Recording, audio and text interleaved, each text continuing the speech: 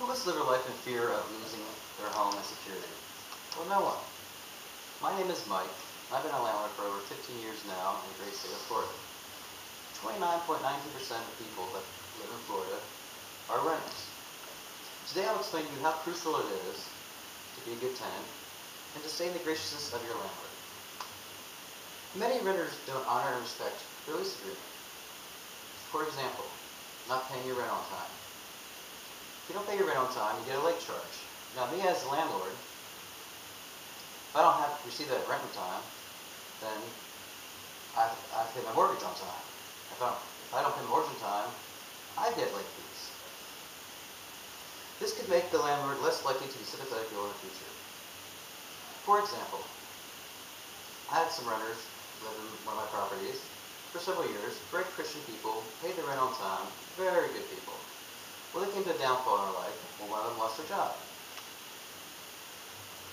Now, I was very understanding of this, and because God does show mercy on others, I understand that they're not able to pay their rent on time. I gave them a couple months to catch up on everything, and after about 2.5 months, they got a job and was able to catch back up on their bills. And after that, they were great renters, no more problems with them. Another problem you could have now is use your front porch as a storage area.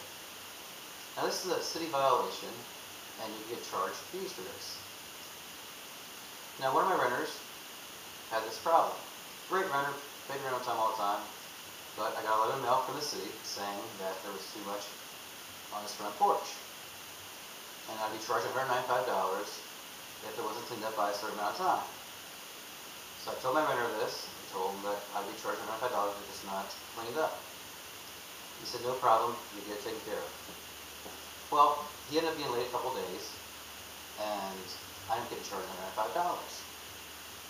Told the renter about it, and he explained to me that he didn't have the money at the time to pay it. Said he was willing to pay it though. I said, no problem. I was understandable again, and gave him a couple months to pay it, and he paid it on time, and didn't have any problems with him after that. Another problem you could have is obeying noise ordinances. You should always treat people the way you like to be treated.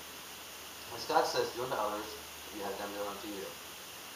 God values hospitality and compassion for others. I can't tell you how many times I called in the middle of the night from neighbors complaining about tenants being too loud, having their music up too loud, having parties. This is not a good thing to do because you disturb other neighbors. Now that we discussed some of the problems of tenants and their downfalls, let's go through some solutions. You should budget your money closely.